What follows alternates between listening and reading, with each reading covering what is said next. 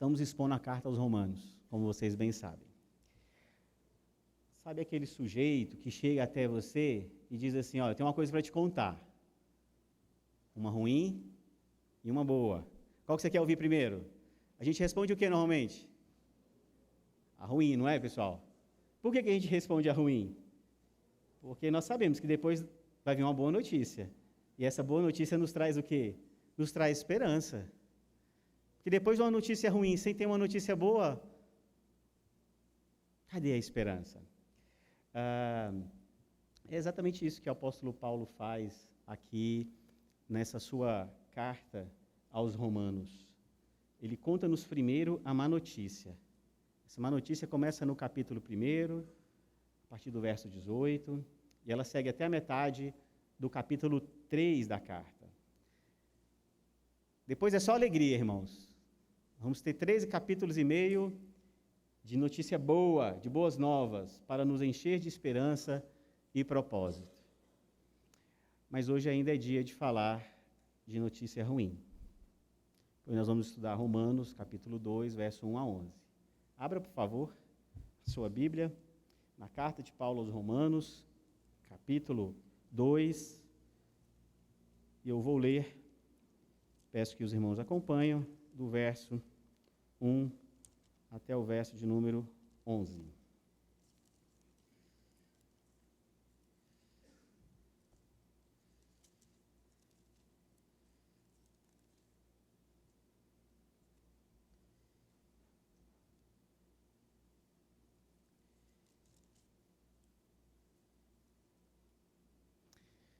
Amém? Acompanhe, por favor, na sua Bíblia. Portanto, és indesculpável, homem, quando julgas quem quer que sejas. Porque no que julgas a outro, a ti mesmo te condenas, pois praticas as próprias coisas que condenas. Bem sabemos que o juízo de Deus é segundo a verdade contra os que praticam tais coisas. Tu, ó homem, que condenas os que praticam tais coisas e fazes as mesmas, pensas que te livrarás do juízo de Deus? Ou desprezas a riqueza da sua bondade e tolerância e longanimidade, ignorando que a bondade de Deus é que te conduz ao arrependimento? Mas, segundo a tua dureza e coração impenitente, acumulas contra ti mesmo ira para o dia da ira e da revelação do justo juízo de Deus, que retribuirá a cada um segundo o seu procedimento. A vida eterna aos que, perseverando em fazer o bem, procuram glória, honra e incorruptibilidade, mas ira e indignação aos facciosos, que desobedecem à verdade e obedecem à injustiça. Tribulação e angústia virão sobre a alma de qualquer homem que faz o mal, ao judeu primeiro e também ao grego. Glória, porém, e honra e paz a todo aquele que pratica o bem, ao judeu primeiro e também ao grego.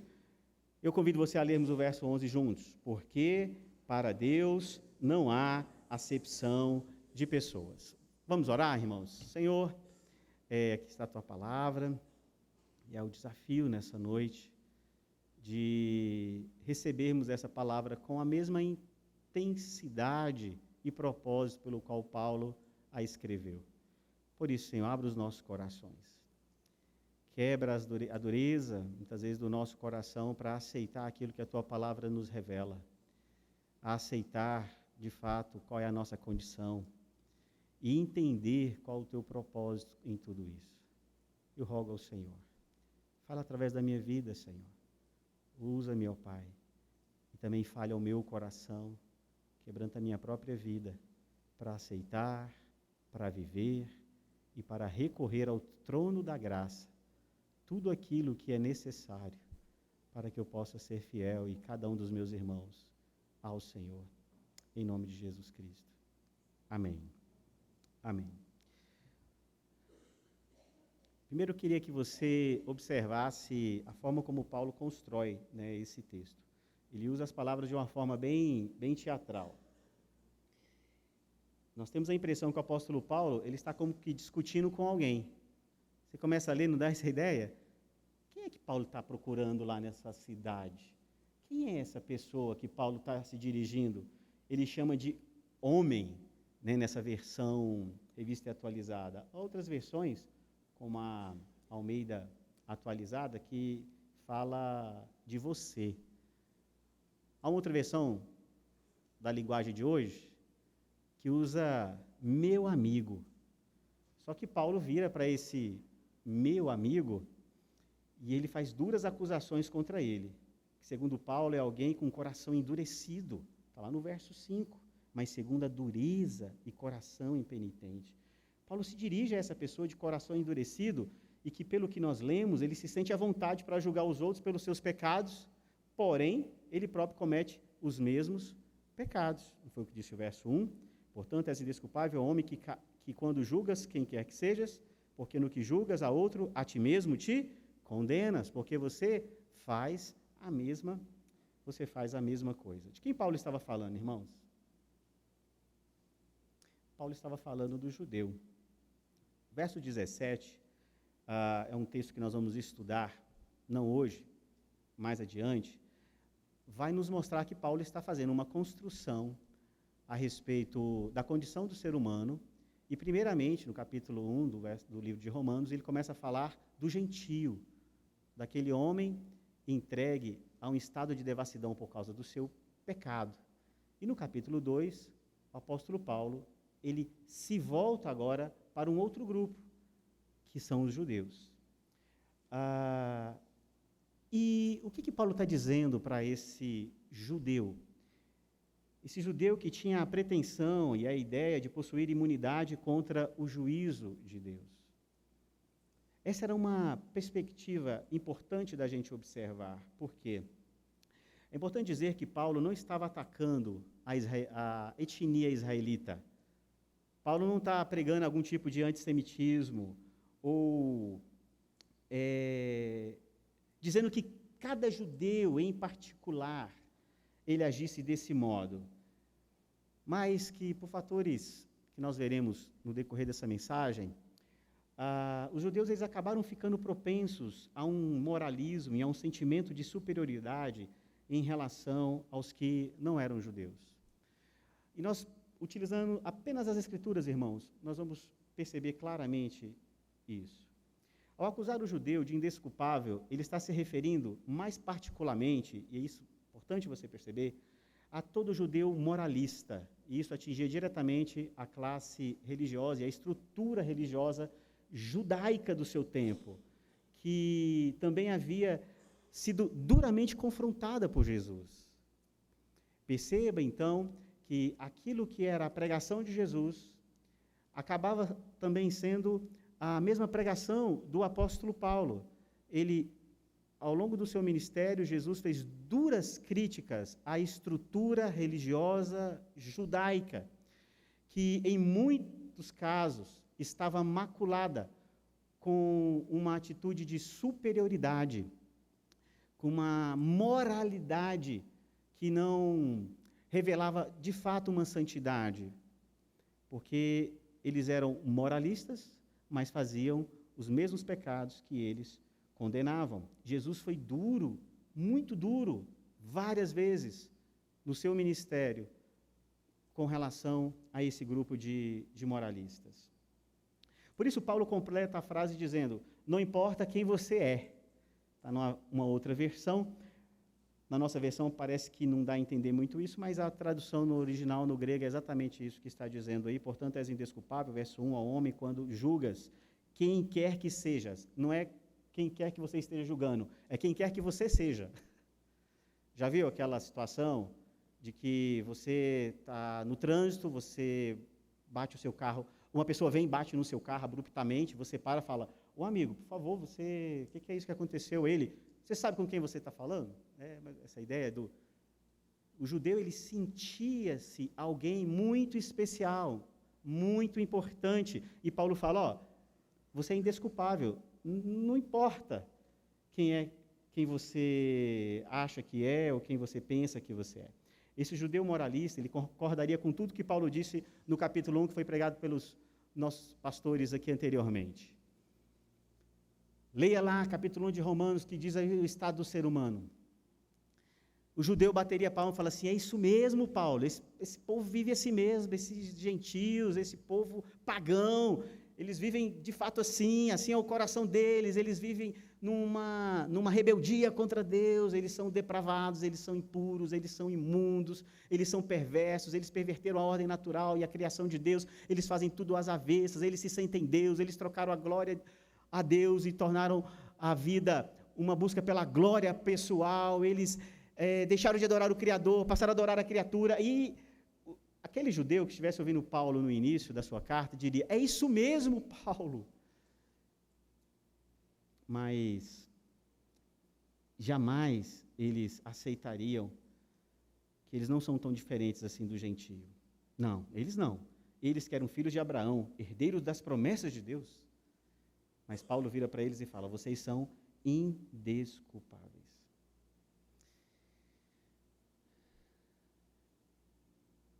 E o que Paulo está fazendo? Meus irmãos, Paulo está mexendo num vespeiro de tradições e contradições religiosas. Paulo está dizendo que toda essa estrutura que está sendo mantida, sustentada, ela na verdade está envolta à hipocrisia, ela está envolta à vaidade, à superioridade, em imoralidade, ela está envolta em pecado, tal qual o gentio. És indesculpável. E não era apenas por ser hipócrita, condenavam aquilo que eles mesmos praticavam, né? Mas também por negarem a sua real situação e abandonar o seu verdadeiro chamado. E eu quero explicar para vocês como isso se dá. Acompanhe para mim o verso 4. Ou desprezas a riqueza da sua bondade, a tolerância, a longanimidade, ignorando que a bondade de Deus é que te conduz ao arrependimento? O que Paulo está falando aqui? Irmãos, nós sabemos que Deus fez uma promessa a Abraão de fazer dele uma grande nação, separando esse povo para si. Não havia nada especial, nem em Abraão e nem na sua futura descendência. Nada que fizesse Deus olhar para esse povo e escolhê-lo por alguma virtude ou coisa do tipo. Nada, absolutamente nada. Ao contrário, lá em Deuteronômio nós lemos, não vos teve o Senhor afeição, nem vos escolheu porque fosseis mais numerosos do que qualquer povo, pois éreis o menor de todos os povos, mas porque o Senhor vos amava, e para guardar o juramento que fizeram a vossos pais, o Senhor vos tirou com mão poderosa e vos resgatou da casa da servidão, do poder de Faraó, rei do Egito. Então, meus queridos, quando Paulo diz que o judeu despreza a riqueza da sua bondade, que nós lemos no verso 4, ele se refere a esse amor de Deus por um povo que não tinha nada para lhe oferecer. Deus resgatou esse povo, alimentou e cuidou dele, deu a esse povo mandamentos e os ensinou como adorá-lo verdadeiramente. Porém, esse povo foi infiel, não uma, mas incontáveis vezes. Deus, contudo, se mostrou misericordioso. Ele exerceu o seu juízo temporal, é verdade, nós lemos no Antigo Testamento e vemos Deus muitas vezes exercendo o seu juízo temporal sobre esse povo, a fim de quê? A fim de acabar com esse povo? A fim de levar esse povo ao arrependimento. E aí Deus vai e restaura esse povo, Deus abençoa esse povo, e Deus preserva um remanescente fiel desse povo. Por isso, no verso 4 que nós lemos agora, Paulo enfatiza dizendo que Deus foi tolerante, Deus foi longânimo, e Ele não foi apenas bom. Mas o que diz aí que Deus foi? Deus foi, no verso 4, não foi apenas bom, Deus foi o quê? Ricamente bom. Paulo está lembrando de toda essa história de Deus com o seu povo no Antigo Testamento. Mesmo assim, meus irmãos, no início do primeiro século, o judaísmo ele já havia se tornado uma religião legalista e moralista, representada principalmente pela seita dos fariseus. Os fariseus que Jesus bateu tanto durante o seu ministério. Esse judeu moralista, cujo próprio apóstolo Paulo foi, vocês lembram que Paulo foi um fariseu? Paulo foi um fariseu. Esse que Paulo foi no passado, esse judeu moralista, ele era muito crítico aos outros povos. Ele se reconhecia superior, distorcia o privilégio de ser chamado povo escolhido de Deus, pois se apoiava em uma tradição de que seria salvo baseado nos privilégios concedidos a Abraão. Olha como é que é, pessoal, a cabeça do legalista, né? Ele começa a criar sempre doutrinas e subterfúgios em cima das doutrinas básicas, a chegar ao ponto de distorcer toda a lei original. Foi isso que aconteceu no judaísmo. Na época de Jesus, já existia um código paralelo, que eles diziam que era a interpretação correta da lei de Deus. Só que lá existiam coisas das mais simples, das mais esdrúxulas possíveis, a respeito de como alguém deveria obedecer ao Senhor. E um dos aspectos que havia em uma dessas leis, ou nessa lei paralela, ou essa lei interpretativa, feita por eles mesmos, era dizer que, pelo fato do cara ser judeu, ter nascido judeu, ele já ganhava a imunidade contra o juízo final. Ou seja, ser judeu já lhe dava o direito da salvação. E se o cara, então, fosse um líder, fosse um fariseu, fosse um sacerdote, então aí ele, além de ganhar o benefício da salvação, ganharia muitos outros privilégios, seguindo os penduricalhos dessas leis perversas que eles criaram. Lembram quando Jesus falou assim: vinde a mim todos vós que estáis cansados, sobrecarregados, e eu vos aliviarei? Tomai sobre vós o meu jugo, porque o meu jugo é suave, o meu fardo é leve, e aprendei de mim, porque sou manso e humilde de coração. Lembra quando Jesus fala isso? Muitas vezes a gente lê esse texto e pensa assim: Jesus está dizendo, eu estou cansado, a vida está difícil, está dura e tal, e realmente eu vou até Jesus vai me socorrer, Jesus vai fazer eu suportar esses tempos difíceis que eu estou enfrentando. Não há problema nenhum nós recorrermos ao Senhor em situações de adversidade. Os salmos estão cheios de expressões de socorro que foram invocados ao Deus em tempos de adversidade. Porém, quando Jesus fala isso, ele está falando de quê? Vinde a mim todos vocês que estão cansados e sobrecarregados. Sobrecarregados de quê? Do legalismo religioso que era imposto sobre o próprio judeu, aplicado pela liderança religiosa judaica. Por isso que Jesus, e até os apóstolos, se eu não me engano, dizem: vocês impõem fardos que vocês mesmos não podem carregar. Por isso que Paulo está dizendo que eles são indesculpáveis. Indesculpáveis. A ideia de que eu sou judeu, então eu sou salvo. Filho de judeu, então, salvo é. Filho de crente, crentinho é, né? Não, irmãos, não, nada disso. Mas às vezes a gente acha que é. E assim entendia possuir imunidade para pecar. Como é que é essa ideia de possuir imunidade para pecar? Já que eu estou salvo, então eu posso pecar, que não vai acontecer nada de ruim comigo. Era essa a ideia, de que cumprir a lei lhe dava ou lhe tornava melhor, mas pecar não lhe tornava pior. Entendeu? Então vou repetir. Cumprir a lei lhe tornava melhor, mas pecar não lhe tornava pior. Por isso Paulo diz: pensas que te livrarás do juízo de Deus? Paulo está desconstruindo essa ideia na cabeça desse povo. Portanto, no caso desses judeus moralistas, eles são indesculpáveis, pois negavam esse grande amor de Deus, não reconhecendo que são de fato pecadores, como os demais, e que precisam de se arrepender. Irmãos, eu estou só no verso 4 aqui por enquanto. E o que diz lá no verso 4? Ignorando que a bondade de Deus é que te conduz ao arrependimento. Ao arrependimento. Observe que contraste entre Davi e esses moralistas que se orgulhavam de dizer que eram descendentes de Davi. Sou descendente de Davi. Descendente de Davi. Olha o contraste de Davi e esses moralistas. Salmo 51, irmãos, é um salmo muito pesado, um salmo muito triste, porque Davi, o rei Davi, vai confessar um pecado terrível que ele praticou de adultério. Davi se deitou com a mulher de um dos seus soldados, ou de um dos seus guerreiros.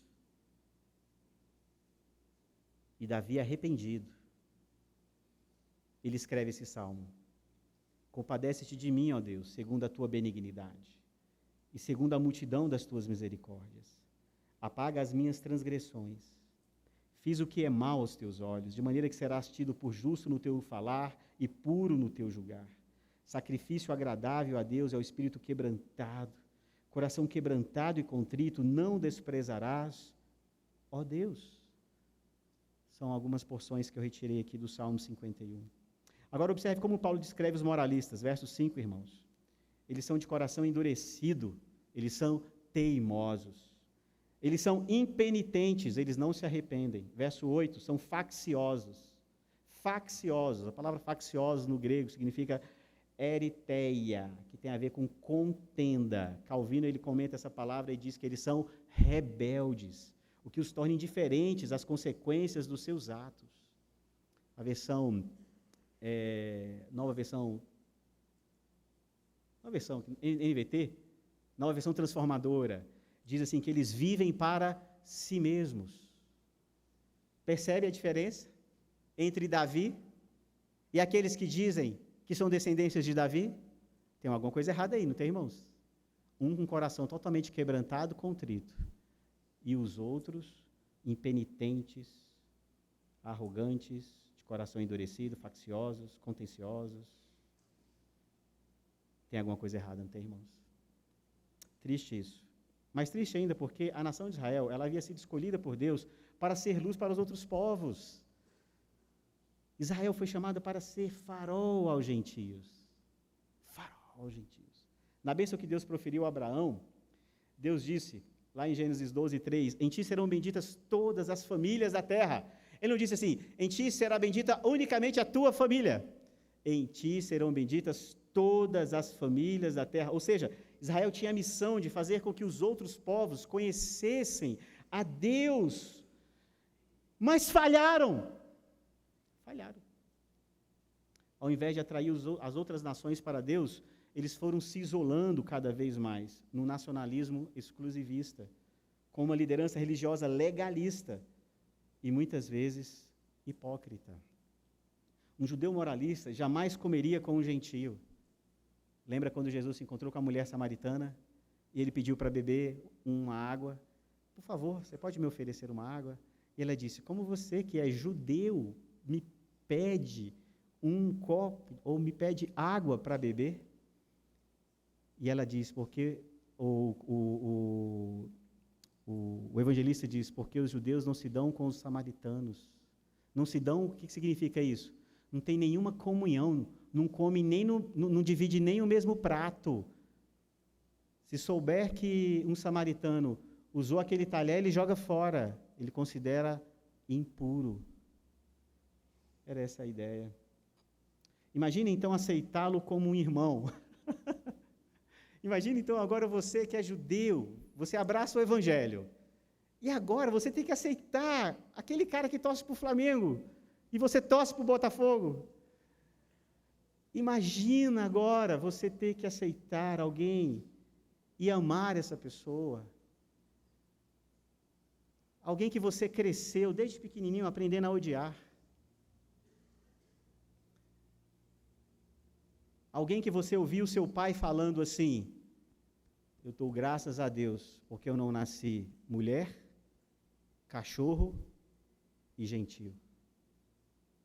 E tu cresceu aí, ó, não igual nossos meninos, cresceu, internalizou aquilo no seu coração, de se sentir um povo superior, pelo simples fato de achar que Deus havia escolhido este povo, meio que já por merecer, e como se essa escolha fosse exclusivista, e não que os judeus fossem chamados para ser um farol para os gentios.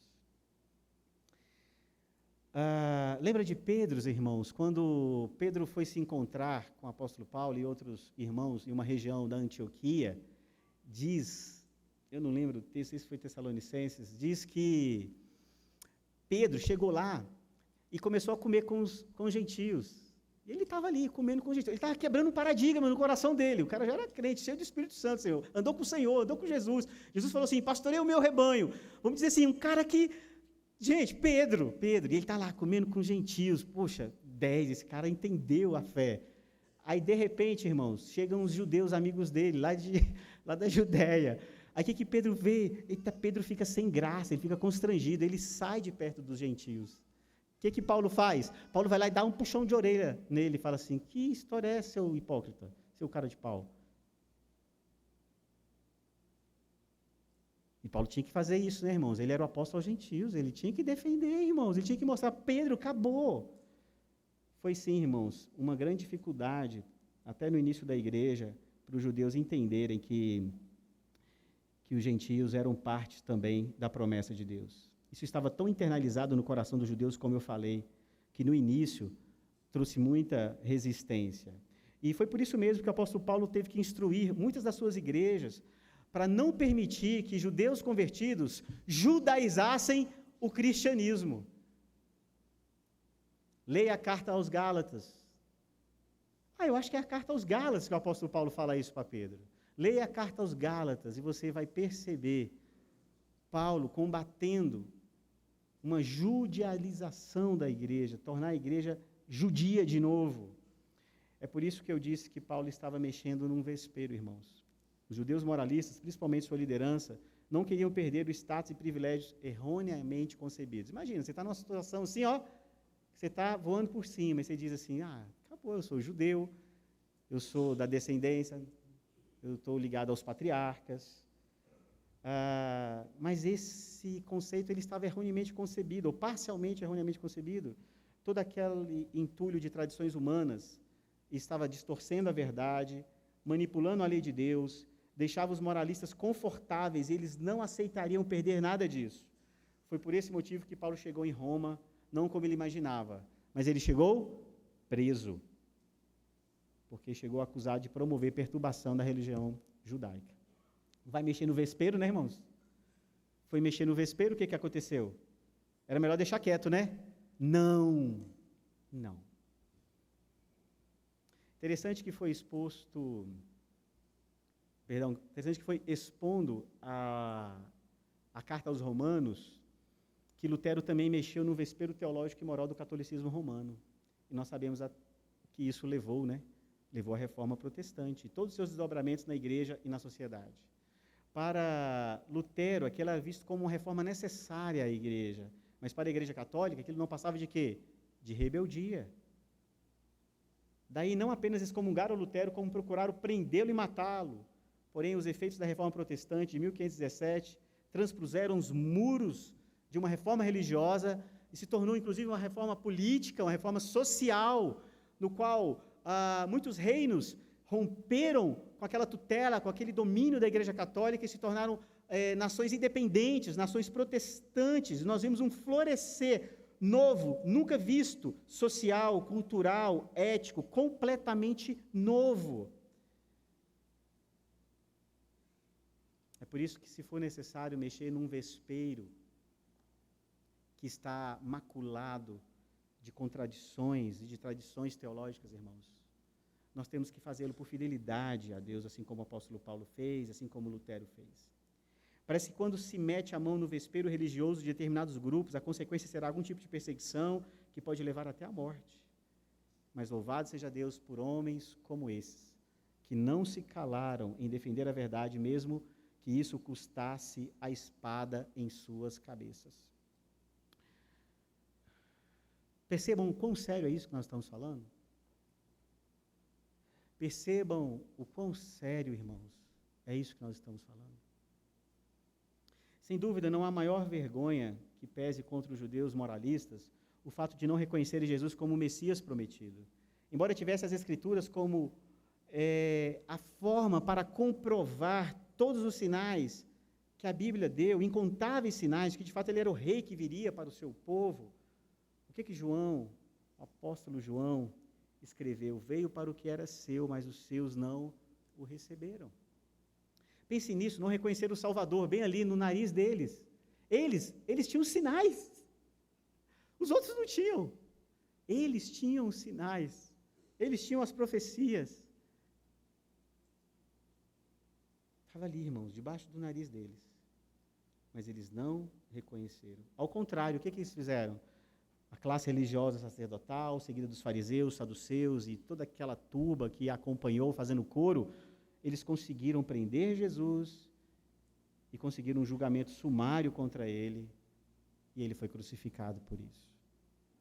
Sabemos que tudo isso estava no plano e no controle de Deus, irmãos, mas não podemos negar o fato de que foi esse vespeiro religioso do judaísmo, o protagonista histórico histórico de todo o processo da morte de Jesus. Não sou eu que estou afirmando, irmãos. É o próprio apóstolo Paulo. Tessalonicenses, 1 Tessalonicenses 2, 14 a 16 diz: tanto é assim, irmãos, que vos tornastes imitadores das igrejas de Deus existentes na Judéia em Cristo Jesus. Porque também padecestes da parte de vossos patrícios as mesmas coisas que eles, por sua vez, sofreram dos judeus, os quais não somente mataram o Senhor Jesus e os profetas, como também nos perseguiram, e não agradam a Deus, e são adversários de todos os homens, a ponto de nos impedirem de falar aos gentios para que estes sejam salvos, a fim de irem enchendo sempre a medida de seus pecados. A ira, porém, sobreveio contra eles definitivamente. Palavras do apóstolo Paulo, irmãos. Por tudo isso, esse judeu moralista, ele é indesculpável e não será poupado no dia do justo juízo de Deus, a menos que ele, como o apóstolo Paulo disse, se arrependa verdadeiramente, pois o tribunal de Deus não é como os dos homens. No tribunal dos homens, irmãos, um culpado pode conseguir subterfúgios, privilégios, imunidade e não ser punido.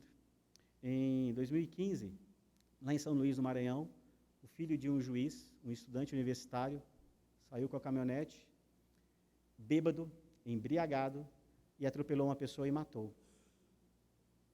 E ele foi soltado no mesmo dia. Isso chamou a atenção de um promotor de justiça, e ele disse: mas como é que pode um negócio desse? Casos como esse sempre são mandados para o Ministério Público para saber se estabelece uma prisão preventiva, não sei se é exatamente isso. E aí saiu uma nota de apoio à juíza, dizendo: o juiz, ele é independente, ele não precisa ouvir o Ministério Público num caso como esse. E o promotor falou assim: é curioso, porque de 50 casos que eu recebi agora recente, 49 mandaram para mim. Só esse. Que a juíza decidiu, então, liberar diretamente, sem consultar o Ministério Público.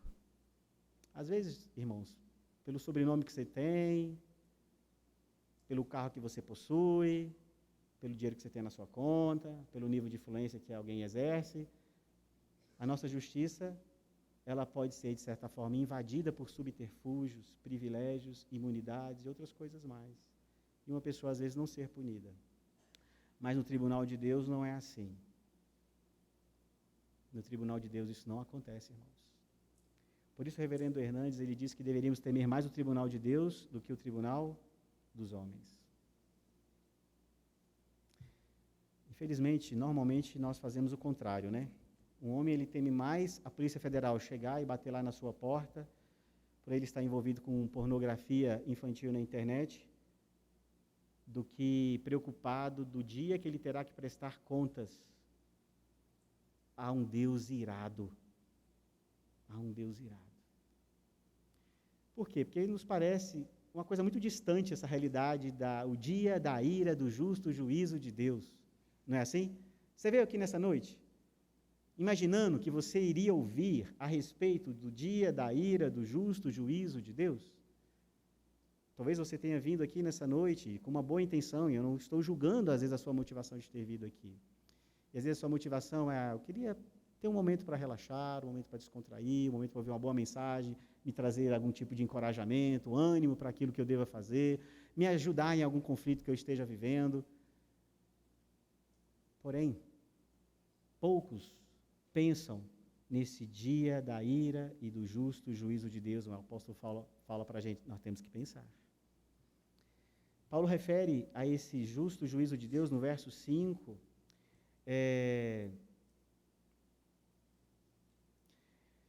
e ele nos apresenta um quadro, irmãos, que de fato nós temos que nos preocupar.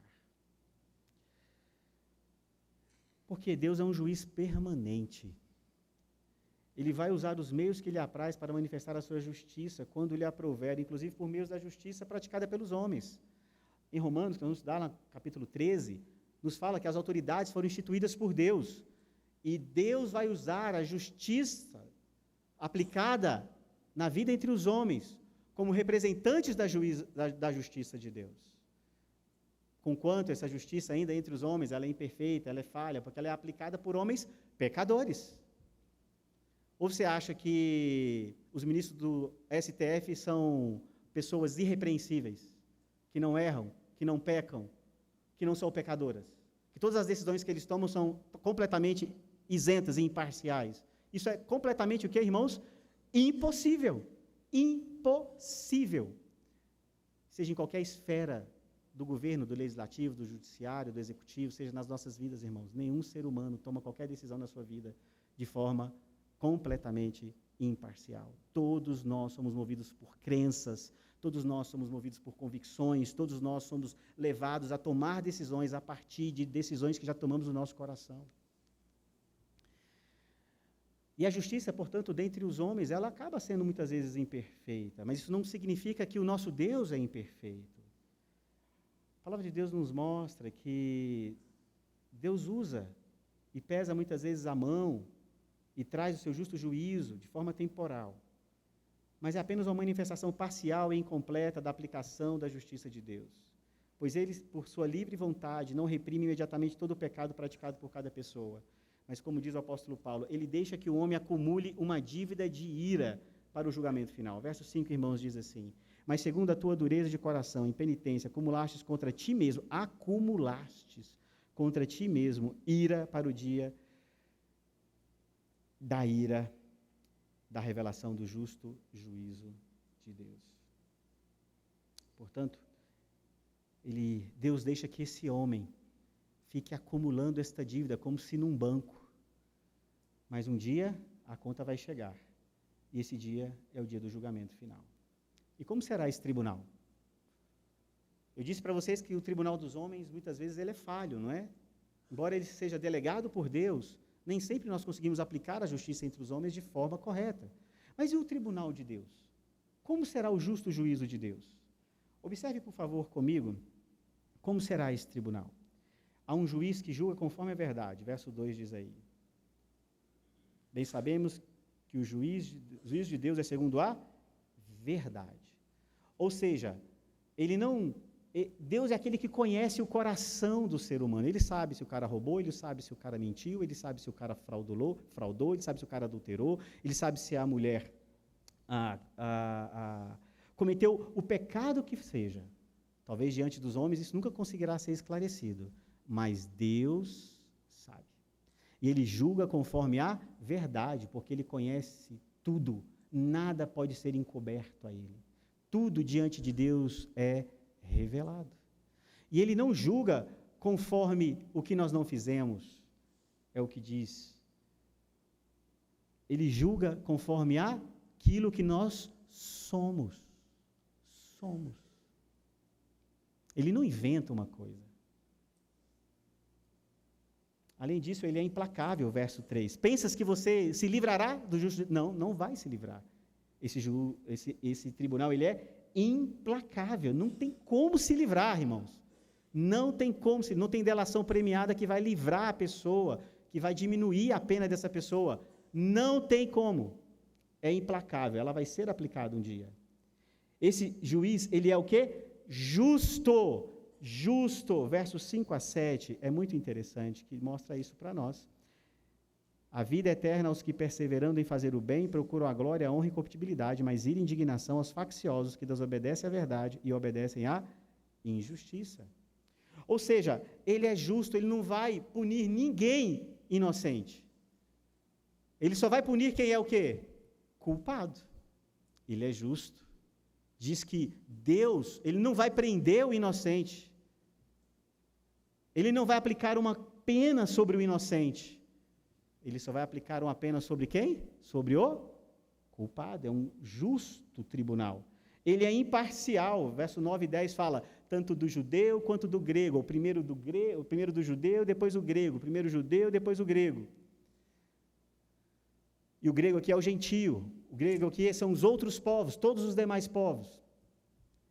Ou seja, ele é imparcial, ele não vai privilegiar o judeu e ele também não vai privilegiar o gentio. E ele é idôneo. Ele é idôneo. Leiam, acompanhem, por favor, irmãos, o verso 16.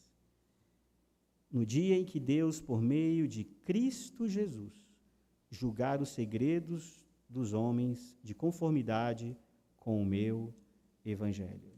Quem é que vai julgar? Quem é esse justo juiz?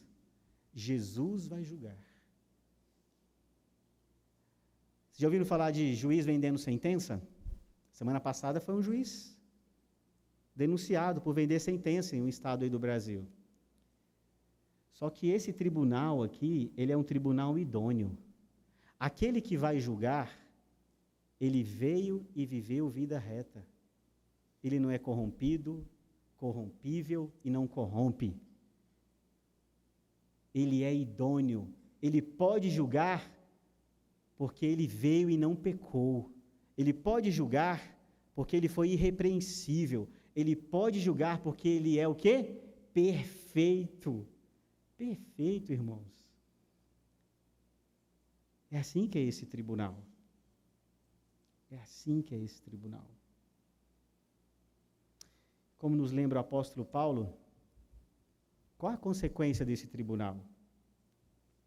Tribulação e angústia virão sobre a alma de qualquer homem que faz o mal. Veja que não se trata de perder os bens materiais, perder o cargo público, sua reputação, ou ficar em uma cela de prisão por alguns anos, ou ficar inelegível para concorrer às eleições, ou ser excluído da igreja local, ou perder sua família por um ato de adultério, ou coisa do tipo. A consequência que é mais grave, é eterna. O judeu que estivesse ouvindo isso, irmãos, ele tremeria diante desta realidade se ele não tivesse esse salvo-conduto, porque essa notícia para ele chegaria como a pior notícia de todas. Porque todo judeu sempre viveu em busca do shalom, da paz, da prosperidade, de um Deus com o seu povo. E o que o apóstolo está dizendo aqui, tudo isso virá sobre a sua alma. E o judeu ouvindo isso, ele está entendendo que tanto fisicamente quanto espiritualmente não haveria mais qualquer possibilidade de esperança para ele. Um tipo de sofrimento sem qualquer possibilidade de esperança. Essa é a má notícia, tanto para o gentio quanto para o judeu. Por quê? Porque Deus não faz acepção de pessoas. Muito bem. Ô, irmãos, deixa eu beber uma água aqui.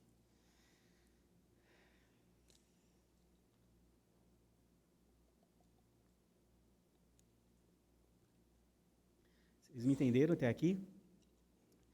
Estão entendendo por que essa é uma má notícia?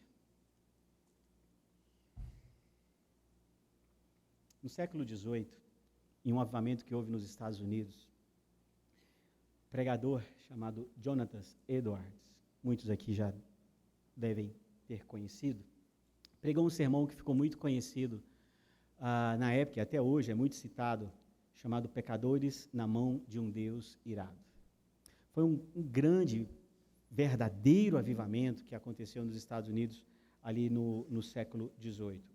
E esse seu sermão com o tema Pecadores na Mão de um Deus Irado, baseado em Deuteronômio 32, 35, que diz: a mim me pertence a vingança, a retribuição, a seu tempo, quando resvalar o seu pé, porque o dia da sua calamidade está próximo, e o seu destino se apressa em chegar. E durante o seu sermão, Jonathan Edwards citou muitos exemplos, trouxe muitas ilustrações daquilo que é a realidade do ser humano. E ele disse assim: a sua impiedade o torna tão pesado quanto o chumbo e o faz tender para baixo com grande peso e pressão rumo ao inferno. Dizendo da condição com que se encontra o ser humano pecador. Ele disse mais: considere o terrível perigo em que você está. Você está pendurado em um fio muito tênue e as chamas da ira divina ao redor dele, prontas a cada momento a queimá-lo e queimá-lo totalmente. E nada você tem que segurar para salvar a si mesmo, nada que possa fazer para levar a Deus a poupá-lo por mais um momento. O relato desse sermão diz que Jonathan Edwards não conseguiu concluir a sua mensagem. Enquanto ele estava dizendo e expondo a palavra, houve um quebrantamento do espírito no meio daquela comunidade, que as pessoas começaram a chorar, prantear pedindo misericórdia ao Senhor e salvação para as suas vidas. Há um livro que eu li, que eu até tentei lembrar, que um historiador diz que as pessoas se agarravam aos objetos que tinham naquele lugar, porque é como se o chão tivesse saído e elas estavam olhando o inferno embaixo delas, literalmente. Ou seja, um fenômeno sobrenatural, um fenômeno testemunhado por muitas daquelas pessoas, e atestado como algo de Deus naquele dia, e que trouxe transformação, quebrantamento, conversão na vida daquelas pessoas, porque elas tiveram uma clareza profunda em seus corações a respeito do justo juízo de Deus. E aquilo não foi produzido. Não venha para cá que vai ter um avivamento aqui hoje. Vamos ficar aqui orando até tal hora, porque Deus agora vai derramar o avivamento. Vai ser 2h, vamos ficar até 2h. Não, irmãos, ele estava lá expondo a palavra de Deus. Conquanto nós podemos ficar aqui orando até no outro dia, nós temos vigília aí, né? E pode vir para cá e nós podemos orar e podemos pedir ao Senhor por avivamento para as nossas vidas. Inclusive, para nós nos lembrarmos mais do justo juízo de Deus, para que os nossos corações e as nossas mãos se levantem em gratidão diante daquilo que Deus fez por nós. E diz que o dono de Eduardo, ele não conseguiu chegar na parte do sermão que ele ia falar da misericórdia de Deus. Ele não conseguiu concluir o sermão dele. E eu não quero terminar o meu sermão sem concluir e trazer também uma palavra de esperança para nós. Que lições podemos tirar de tudo isso? O judeu será julgado pelos seus pecados cometidos como qualquer outra pessoa. Entenda, irmãos? Alguns pensam que o judeu ainda conserva o status de ser o povo escolhido por Deus e que uma salvação especial, pelo fato de ser judeu, será aplicada a ele. Por isso, infelizmente, o mesmo problema que Paulo combateu no seu tempo insiste em se repetir no nosso tempo, irmãos, de pessoas querendo judaizar a igreja.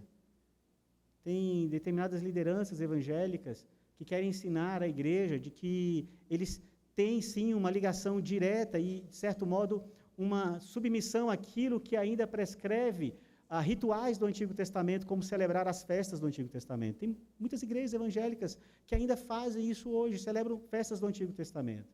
Líderes religiosos que usam o kippá, aquela touquinha aqui, né? O talide, aquela espécie de um lenço que coloca aqui nos ombros, usados pelos judeus, e muitos evangélicos usam. Há uma igreja aí, que eu não me lembro, a Universal do Reino de Deus, em que o Edir Macedo usa o kippá e usa o talite nas suas cerimônias, em um lugar que ele disse se chamar o novo templo de Salomão. Há igrejas que colocam um candelabro, que é um objeto simbólico da religião judaica, que teve um significado no Antigo Testamento, mas que colocam dentro dos templos protestantes.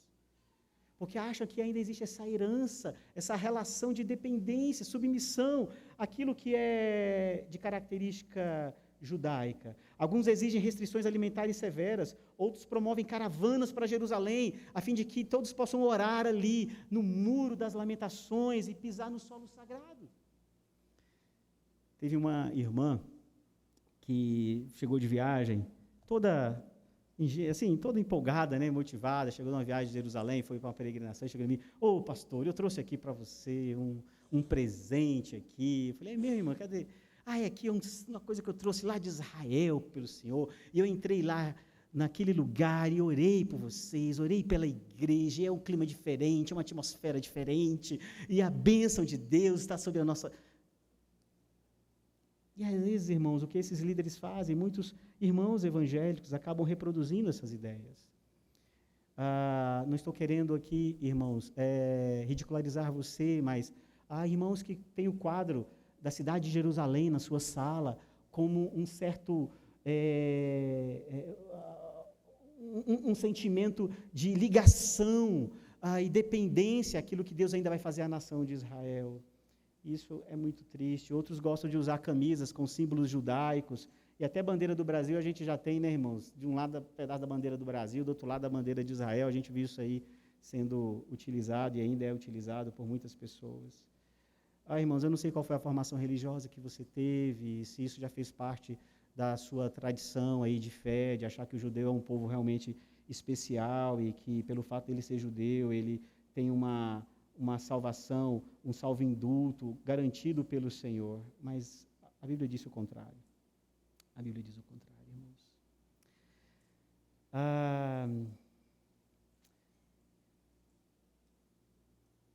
Porque, assim, se o judeu é, de fato, essa pessoa tão em evidência para Deus hoje,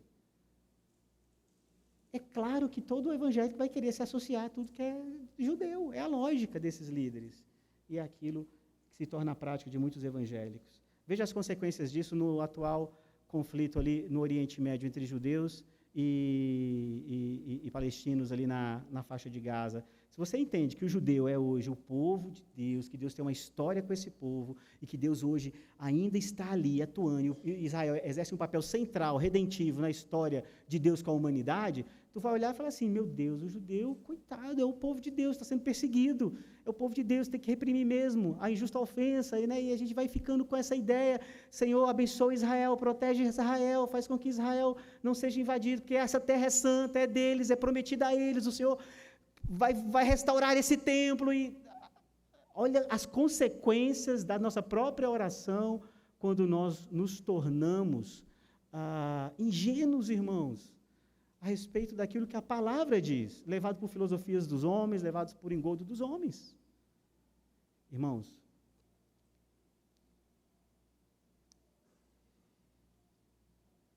o apóstolo Paulo ensina nessa passagem que não há nenhuma vantagem para o judeu. De forma alguma. O judeu será submetido ao mesmo tribunal de Deus como qualquer outra pessoa e responderá pelos seus atos. Isso também não deve gerar em mim e você a aversão pelo judeu. Que às vezes a gente fala, judeu, todo esse povo aí, né, indesculpável e tal. Não, irmãos. Nós devemos orar pelo judeu, assim que nós devemos orar pelo árabe, nós devemos orar pela paz do conflito, nós devemos orar pelos aqueles povos que estão trucidados, dilacerados, que nasceram aprendendo a odiar um ao outro. Nós temos que orar. E para que a salvação do Senhor Jesus se estenda por todos esses povos. É interessante que o Asaf Borba, que nós cantamos uma música dele agora há pouco, ele está fazendo um grande ministério entre os árabes. Ele está dizendo o quanto o evangelho está crescendo entre os árabes, e o evangelho propagando entre os árabes, e o evangelho se proliferando entre os árabes. É porque isso não chega na mídia ocidental. Mas lá, irmãos, numa rede mais voltada para o Oriente Médio, já existem programas cristãos sendo transmitidos, centros cristãos sendo frequentados por ex-muçulmanos. Está uma bênção, segundo o Asaf Borba. Depois você dirige na internet. Testemunho do Asaf Borba a respeito do evangelho entre os árabes. Você vai ver a beleza do que ele está falando. Porque, irmãos, tanto o judeu quanto o árabe precisam de salvação, porque serão condenados se mantiverem os seus corações sem arrependimento.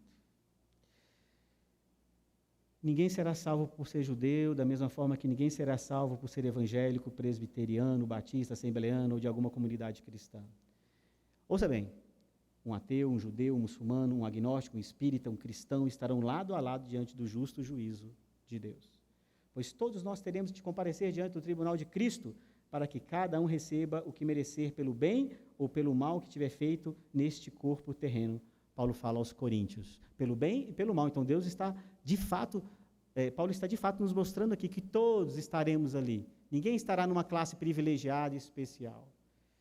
Agora, não entende isso aqui, irmãos, tipo como uma fila, né? Às vezes a gente teatriza e pensa assim, como é que vai ser essa coisa? Não preocupa com isso, irmãos. Preocupa com o dia do justo juízo de Deus.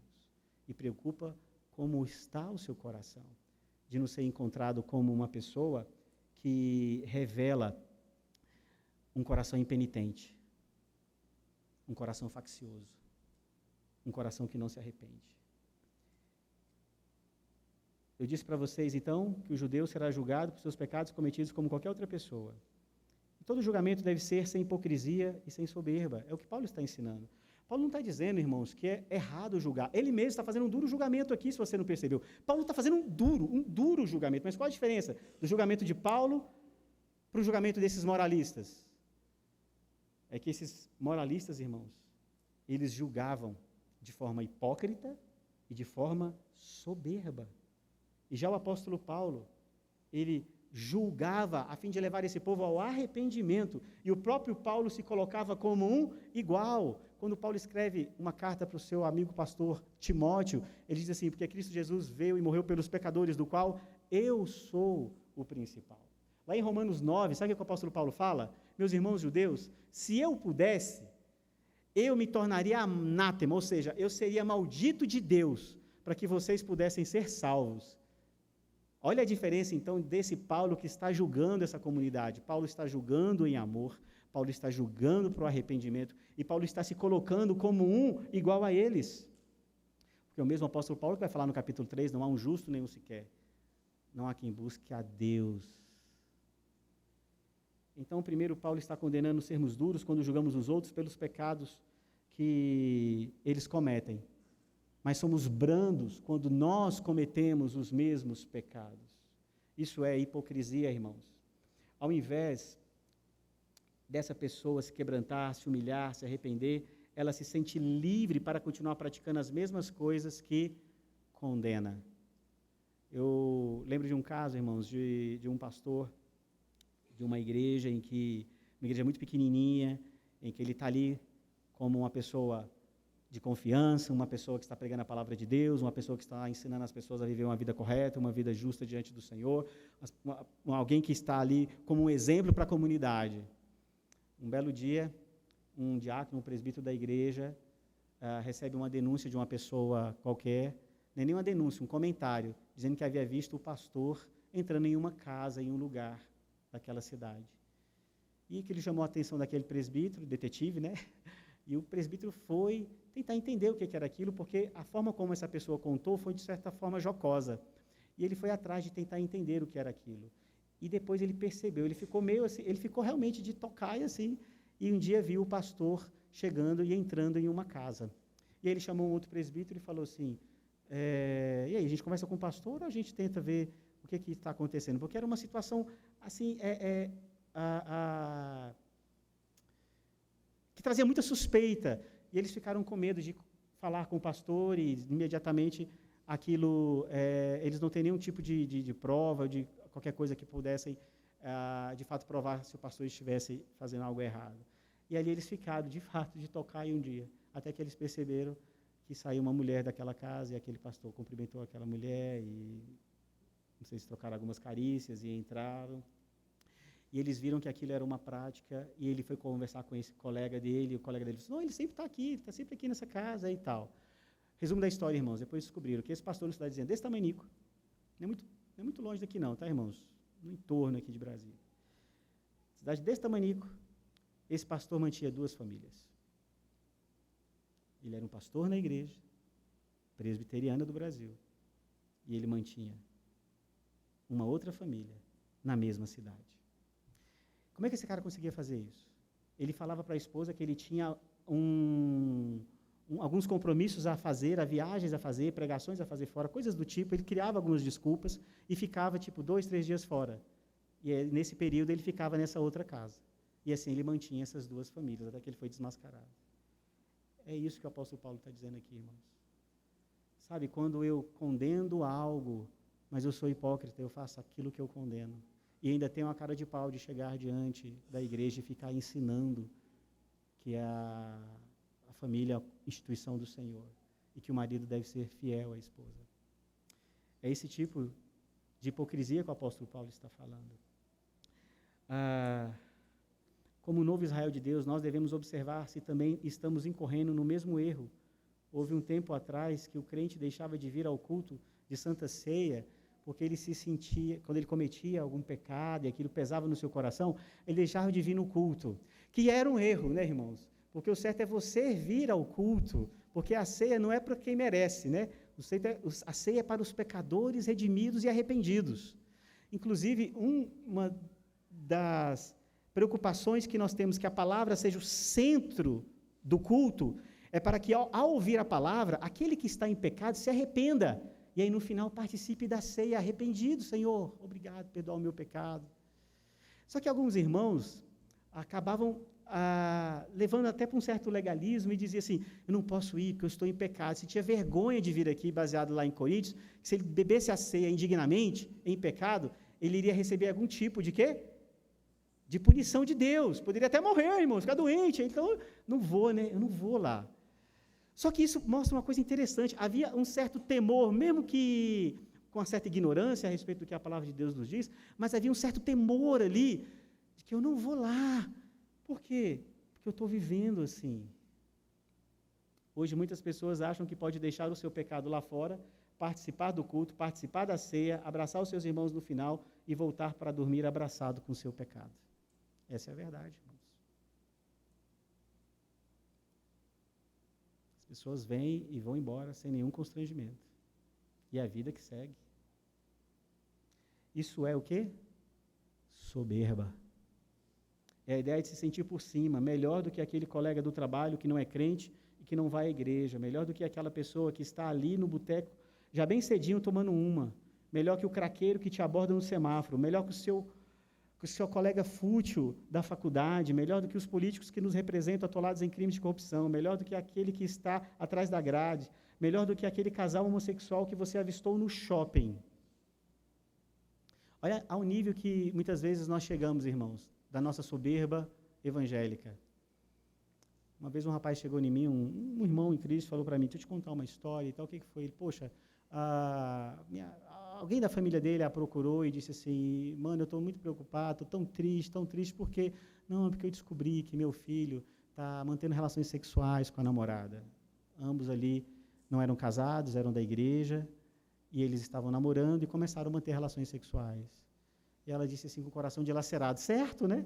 Olha, meu irmão, eu estou tão triste, porque eu descobri, e aí eu confrontei, e eles confessaram, e eu estou tão triste, porque, poxa, nós estamos na igreja, queria meus filhos na igreja, não imaginava que isso pudesse acontecer. E ele virou todo orgulhoso para ela e disse assim, que é isso? Imagina se o seu filho tivesse tendo uma relação com outro rapaz, isso seria terrível.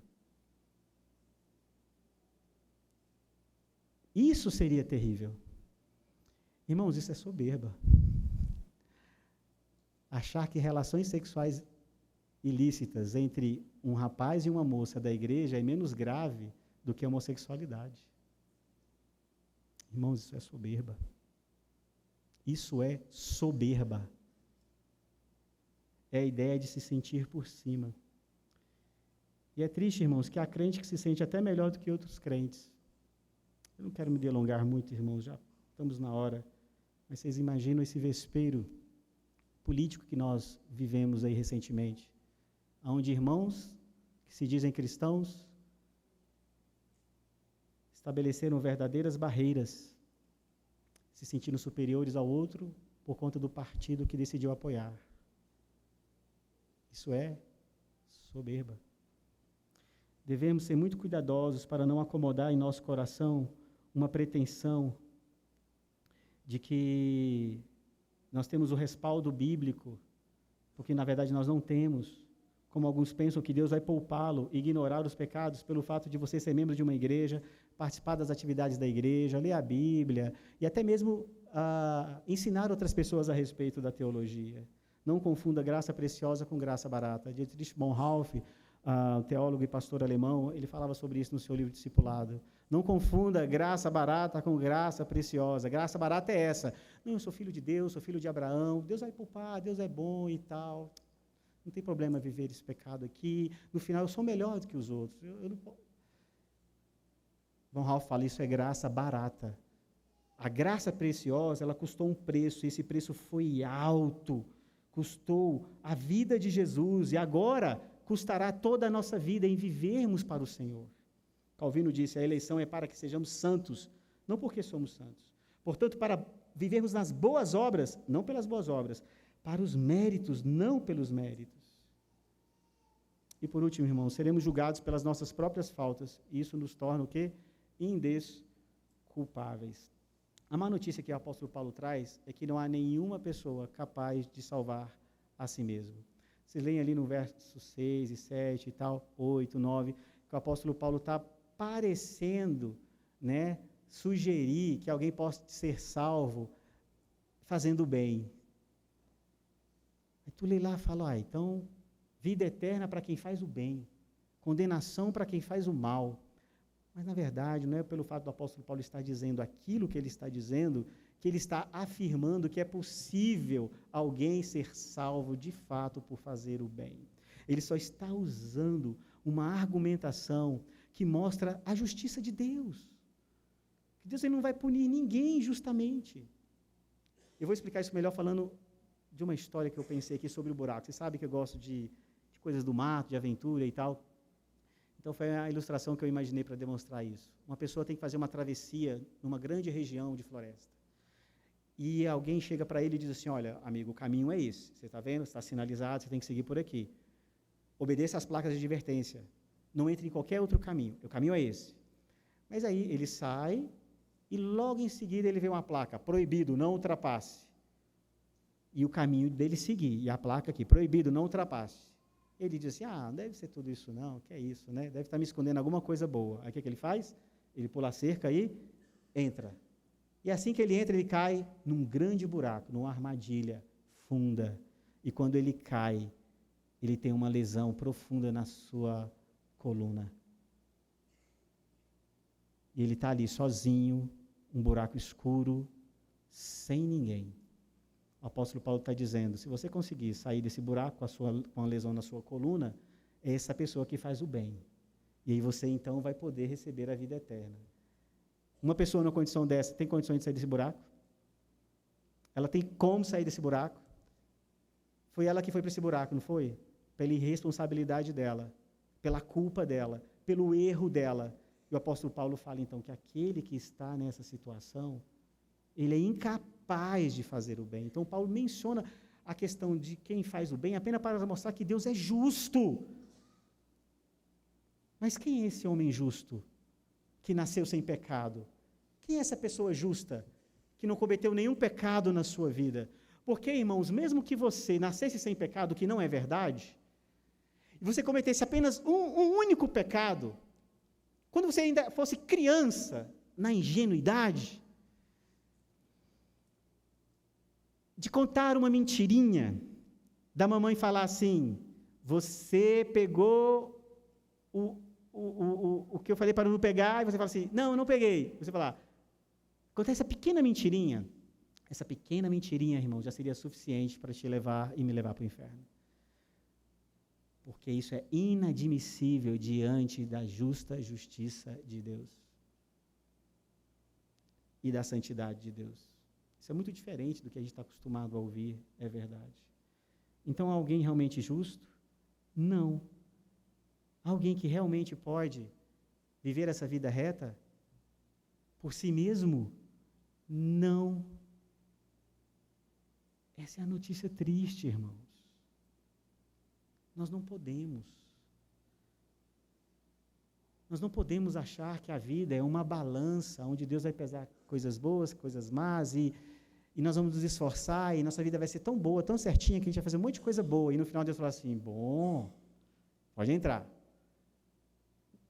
A justa justiça de Deus não funciona assim. É como o Jonathan Edwards disse, né? É pesado o nosso pecado, tão pesado que já nos carrega para o inferno. Se não estamos lá ainda, é porque Deus nos segura. Porque a misericórdia dele, porque a longanimidade dele, porque a riqueza da bondade dele nos chama ao arrependimento. É por isso.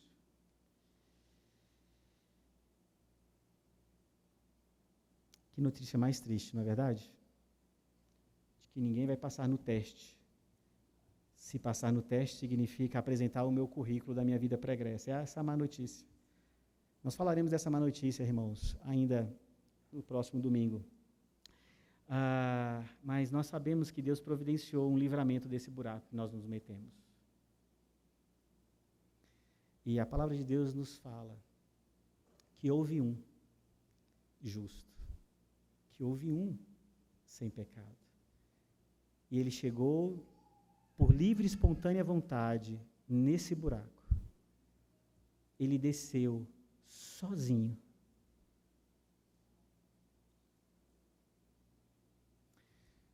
Ele nos colocou nos seus ombros.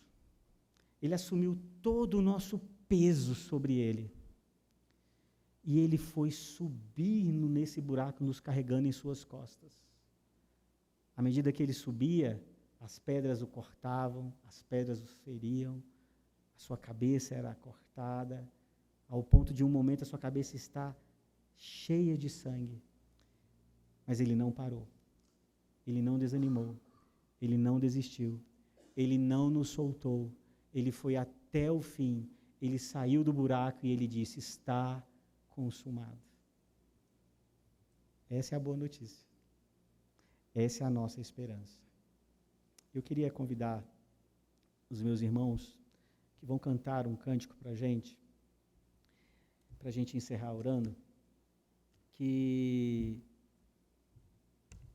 traz luz para nós a respeito do Evangelho, depois de nós termos vivido tantos dissabores de relacionamento entre irmãos em Cristo, inclusive, por problemas de política e de outra natureza, depositando mais a fé nos homens do que de fato, ou ideologias, do que de fato uma confiança plena no nosso Redentor. Porque o que nós precisamos, irmãos, de fato, não é uma Selic maior, menor. O que nós precisamos, de fato, não é crédito para comprar, para vender, para emprestar, para viajar. O que nós precisamos, de fato, irmãos, é salvação.